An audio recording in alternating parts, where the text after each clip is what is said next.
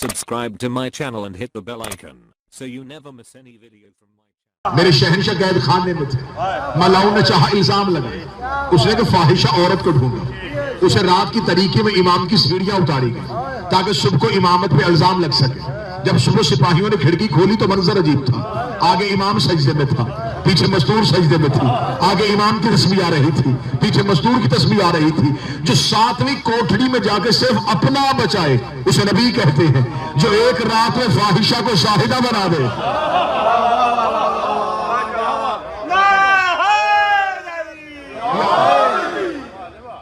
اب کیونکہ یہ میرے امام کا دور، میں انتہائی اختصار کے ساتھ پڑھوں، کیونکہ یہ میرے امام کا دور جو تھا یہ بنی عباس کا تھا۔ اس سے پہلے بلعونین جو بادشاہ تھے وہ اموی تھے۔ رسول نے مرکز اسلام کا بنایا تھا مدینے، اموی مدینے سے لے گئے شام، امویوں نے اپنا مرکز شام بنا لیا۔ عباسی چاہتے تھے کہ نہ ہم مدینے میں مرکز بنائیں نہ ہم شام میں مرکز بنائیں، انہوں نے اسلام کا مرکز بغداد کو بنانا چاہا۔ امام خود بغداد آ گئے۔ اب یہاں پر میں عقیدے کو تھوڑا سا نکھار کے پڑھوں۔ اب یہاں تاریخ میں تو پڑھا گیا کہ امام کو بغداد میں قید رکھا گیا، اصل میں امام خود بغداد میں موجود تھے تاکہ مرکز سے کوئی بھی سازش قرآن اور اہل بیت کے خلاف نہ ہو سکے۔ ہارون ملعون تخت میں بیٹھا ہوا تھا، اس نے تخت میں بیٹھے بیٹھے یہ جملہ کہا، اس نے کہا اگر آل محمد ہمارے اختیارات کو مان لیتے ہم کبھی بھی آل محمد سے یوں عداوت نہ کرتے، لیکن اہل بیت کو ہمارے اختیارات کو مان لینا چاہیے تھا۔ اس نے یہ جملہ کہا، یا دربار سے لوگوں نے کہا انہوں نے کون سے تیرے اختیارات نہیں مانے؟ اس نے کہا ہمیں منصب اللہ نے دیا، ہمیں تخت اللہ نے دیا، ہمیں تاج اللہ نے دیا، تو اہل بیت کو چاہیے تھا ہمارے تخت کو مان لیتے، ہمارے تاج کو مان لیتے۔ اب یہ لوگوں کو اپنا اختیار بتا رہا تھا کہ اچانک دربار میں کسی کے چلنے کی آواز آئی، یا دیکھا زنجیروں کی جھنکار ہے اور میرے شہنشاہ موسیٰ کاظم دربار میں موجود ہے۔ امام نے دربار میں موجود ہو کے کہا تو نے دربار میں میری عدم موجودگی میں لوگوں کو اپنا اختیارات بتایا، بتا تیرے پاس اختیار کیا ہے؟ اس نے کہا موسیٰ کاظم اس سے بڑھ کے اختیار کیا ہوگا کہ تیرا زندان کا جو دروازہ ہے اس کے باہر جو تالا ہے اس کی چابی میرے سپاہی کے پاس ہے، وہ دروازہ کھولنے کا تو باہر آئے گا، دروازہ بند کرے گا تو باہر نہیں آئے گا۔ اتنا کہنا تھا، یا امام نے تاریخ کہتی ہے دائیں طرف والی دیوار کی طرف دیکھا، دیوار کی طرف دیکھ کے امام نے کہا اب ہم تمہیں بتاتے ہیں ہمارا اختیار کیا ہے۔ امام نے کہا اگر میں چاہوں تو یہ دیوار سونے کی ہو جائے، اگر میں چاہوں تو یہ دیوار سونے کی ہو جائے۔ یہ کہہ کے امام کا چہرہ ہارون ملعون کی طرف تھا، جو لوگ بیٹھے ہوئے تھے وہ ہارون کی طرف دیکھ رہے تھے۔ یا دیوار نے سونے کی بننا شروع کیا، جب دیوار کی اینٹیں سونے کی بننی شروع ہوئی تو ہارون نے کہا آپ نے کہا تھا چاہو تو ہو جائے، لیکن یہ تو ہو رہی ہے۔ امام نے دیوار کی طرف نگاہ کر کے کہا جب میں نے تجھے کہا ہی نہیں تو سونے کی ہوئی کیوں؟ دیوار کی اینٹوں سے واضح مولا جب آپ کہہ رہے تھے نا اگر میں چاہوں تو ان میں سے ایک ملعون دل میں سوچ رہا تھا کہ ایسا کیسے ہو سکتا ہے، میں نے ہو کے بتایا ایسے ہو سکتا۔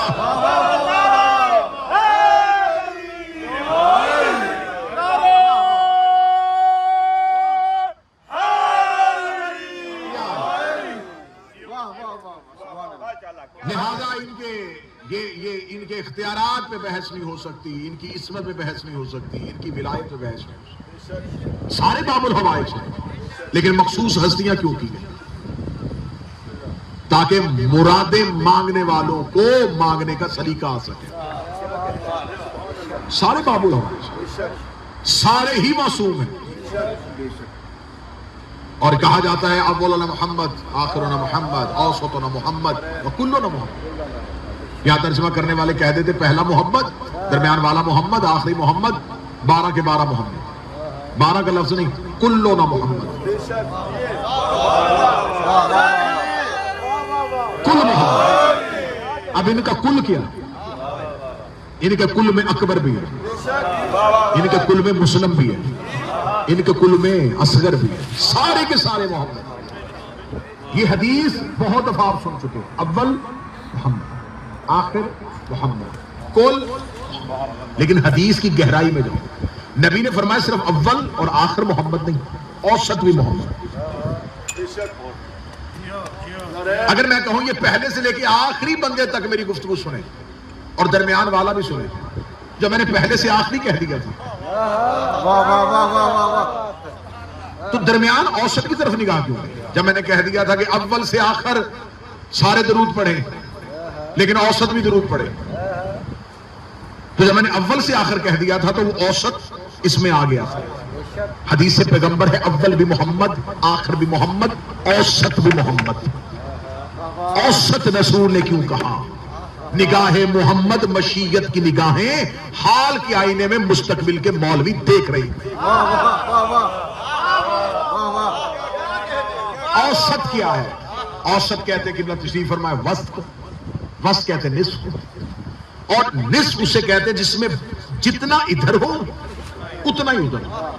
अगर एक राई के बराबर भी फर्क आ जाए तो औसत नहीं रहेगा। औसत कहते हैं मुसलसल निस्फ।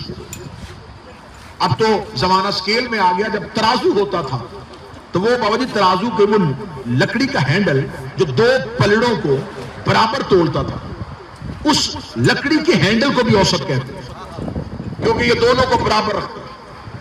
औसत उसे कहते हैं जिसके इतना इधर हो तो उतना इधर हो। अगर रसूल ने कहा कि हम में से औसत भी मोहम्मद है, आओ फिर मौलवियों को चैलेंज है, 12 में से औसत निकालो। 6 इधर चले गए, 6 इधर चले गए, औसत कहां गया? 14 में औसत निकालो। 7 इधर गए, 7 उधर गए, औसत कहां है? अब सूफी अब्दुल रज़ाक मुकर्रम ने सहीफाए अब्बास में राज खोल दिया। उसने कहा, एक शख्स ने इमाम से पूछ लिया था कि मौला आपका अव्वल समझ में आ रहा है, आखिर समझ में आ रहा है, ये औसत कौन है? फरमाया हमारा अब्बास हमारा औसत है।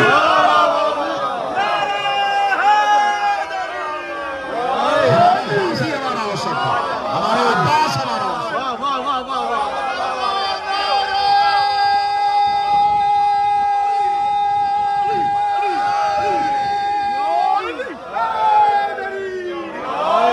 किसने कहा कि औलाद ज़हरा नहीं है? सिर्फ औलाद ज़हरा नहीं, मशीयत ज़हरा का नाम अब्बास है। सैयदा की मशीयत का नाम अब्बास है। सैयदा की सोच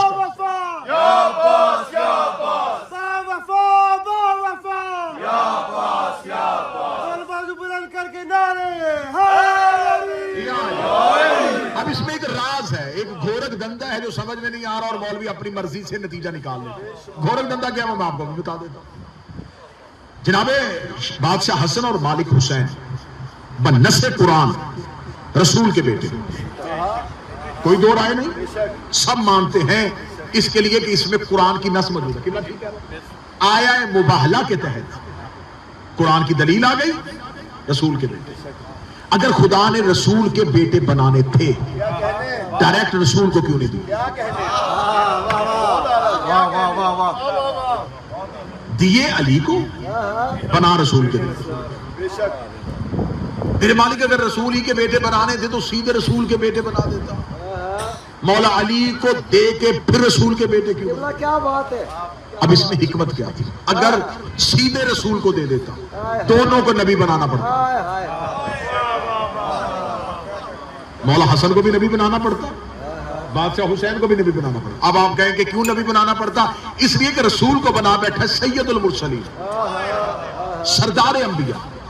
अब रसूल को हर नबी से अफजल होना जरूरी है। अगर रसूल के बेटे होते और नबी ना होते तो क़यामत वाले दिन इब्राहिम कह देता कि मेरे तो दोनों बेटे नबी, तेरी औलाद नबी नहीं, तो इस फजीलत में मैं तुमसे अफजल। तो सरदार अंबिया कैसे होता? याकूब कह देते कि मेरा बेटा नबी। कई अंबिया कह देते कि हमारी औलाद में नबूवत है, तेरी औलाद में नबूवत नहीं, फिर सरदार अंबिया ना बनता। तो लिहाजा अली को बेटे देके फिर नबी को दे दिए। या मैं जुमला अच्छा करके कह देता हूं, अली ने अपने बेटे नबी को दे दिए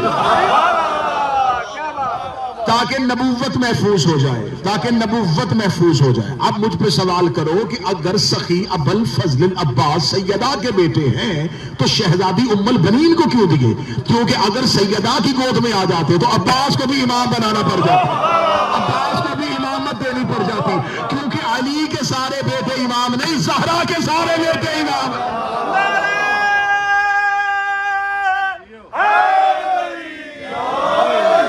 लेकिन इमामत ना होने के बावजूद भी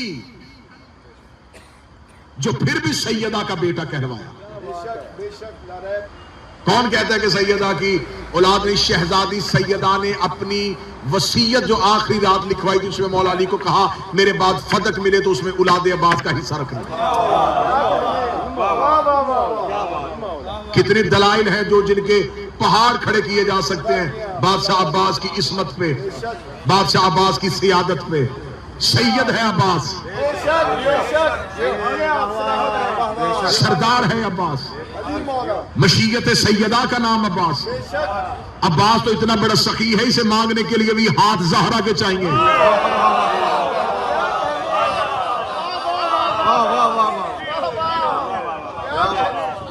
کہاں بیٹھ کے آپ نے عباس پڑھا؟ کہاں بیٹھ کے آپ نے عباس سنا؟ کیا سمجھ لیا آپ نے ڈرو غازی کے جلال سے؟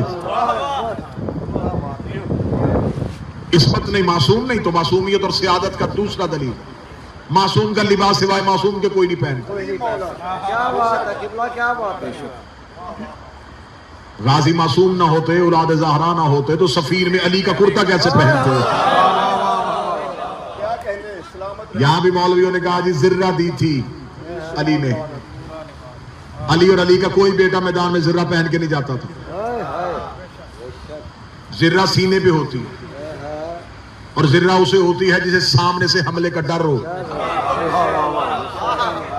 اور یہاں پر اہل سنت کتابوں کا میں ریفرنس دکھانے کے لیے تیار ہوں. سنی بھی یہاں اپنا عقیدہ دکھا گیا. ایک اہل سنت مورخ نے لکھ دیا کہ مولا عباس کو جب زرہ پہنانی چاہیے تو علی کی زرہ بڑی تھی اور عباس کی زرہ قد کے برابر پوری نہیں آ رہی تھی. تو مالک اشتر نے کہا کہ اے علی کے بیٹے زرہ جو ہے وہ بڑی ہے اور آپ کا قد مبارک چھوٹا ہے.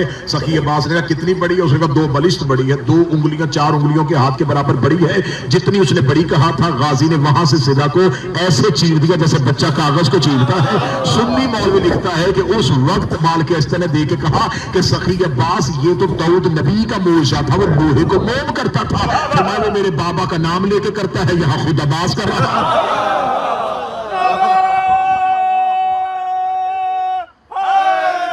معصوم کو غسل سوائے معصوم کے کوئی نہیں دیتا. اگر معصوم کو غسل سوائے معصوم کے کوئی نہیں دیتا تو پھر مولا کے غسل میں سرکار عباس شریک کیوں؟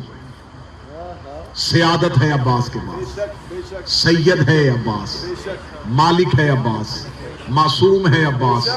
راز تو ابھی پڑھے ہی نہیں گئے، بتایا ہی نہیں گیا زمانے کو کہ عباس کون ہے. سخی عباس اللہ کے اس چھپے ہوئے راز کو کہتے ہیں. سخی عباس اللہ کا وہ چھپا ہوا راز ہے کہ حسین جیسا امام بھی جسے سجاد کے ہوتے ہوئے اپنا مشیر بنائے. امامت کا کام ہے امامت کو مشورہ دینا. لہٰذا حضرت عباس کی ذات پہ بات کرنے سے پہلے گریبان میں جھانکنا چاہیے کہ عباس کی منزلت کیا ہے، عباس کا قد کیا ہے، عباس کا احترام کیا ہے.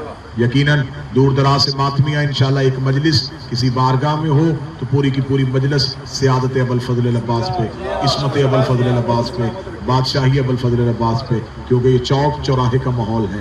تو کچھ راز کی باتیں ایسی ہوتی ہیں جو اچھے ماحول میں بیان کی جائیں تو انشاءاللہ کسی مجلس میں چھیڑے تو پھر بات کھلے گی کہ عباس کس کس راز کا مالک تھا.